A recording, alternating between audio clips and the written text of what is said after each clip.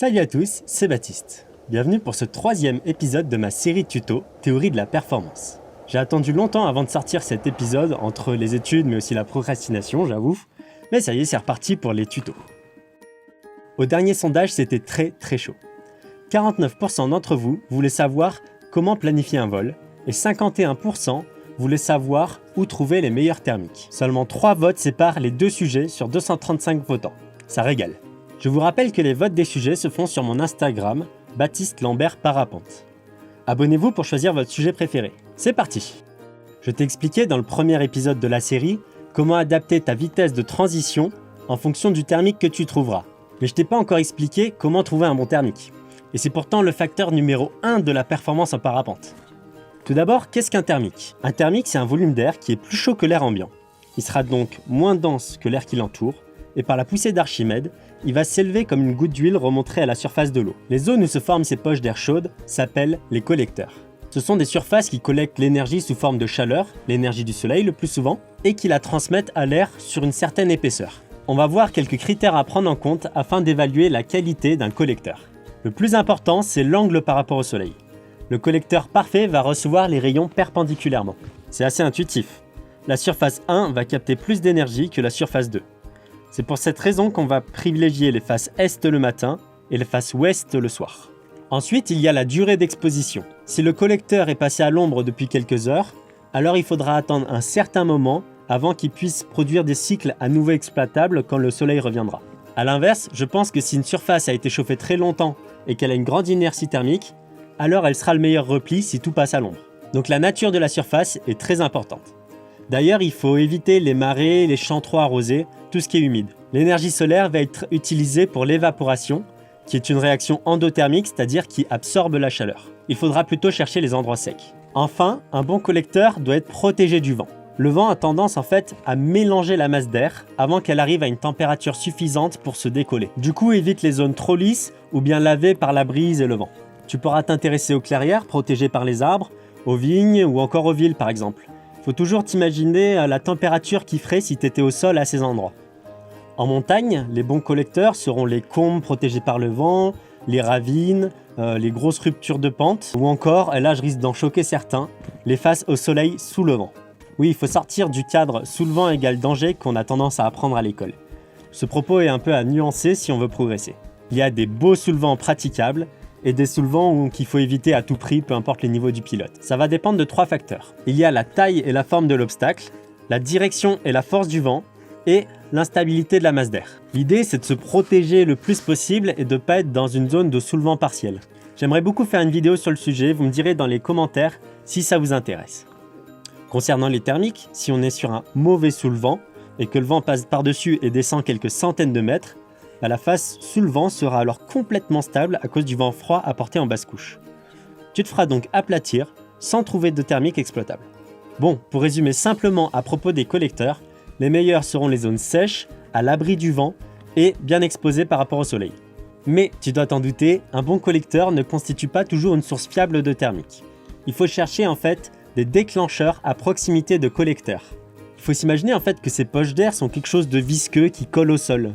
Elles peuvent se décoller spontanément quand la température et le volume sont élevés, mais ce type de déclenchement va donner des cycles très espacés, difficiles à anticiper. Du coup, il va falloir chercher ce qu'on appelle des déclencheurs à proximité de collecteurs. Les poches d'air chaud ont tendance à se faire balader par le vent, mais aussi à remonter les pentes, parce qu'elles sont peu denses et qu'elles ont du mal à quitter spontanément le sol. Mais elles ne pourraient jamais descendre la pente. Et c'est pour ça qu'une fois arrivées au sommet d'un relief, les bulles d'air ayant une bonne inertie, ça fait plusieurs tonnes en général, la bulle d'air va se décoller et former le thermique. Tu comprends donc que les sommets sont de très bons déclencheurs, offrant des cycles réguliers. Du coup, c'est le luxe. Si tu es assez haut pour transiter sur un sommet, tu seras plus ou moins sûr de trouver un cycle. Par contre, si tu es plus bas, il faudra réfléchir quel est le chemin de la bulle jusqu'au sommet pour pouvoir emprunter celui-ci et donc arriver jusqu'au thermique. Souvent, les poches d'air chaud en fait montent par les arêtes et les sources se confondent pour former un thermique principal plus costaud. En fait, ça ressemble un peu à la capillarité de l'eau.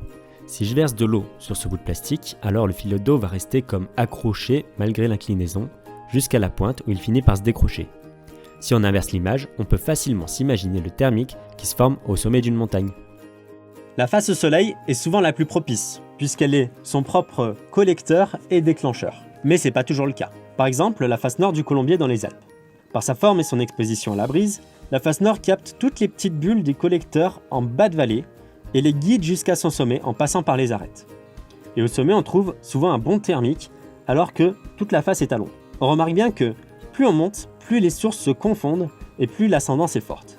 C'est d'ailleurs sur les arêtes qu'on monte le plus vite. Donc garde bien en tête qu'il faut distinguer les collecteurs où la chaleur se crée et les déclencheurs. Un autre exemple de sources qui se confondent, c'est sur les crêtes. En milieu de journée, quand les deux faces sont exposées, tu seras très efficace à voler à cheval entre les deux plutôt que rester que d'un seul côté.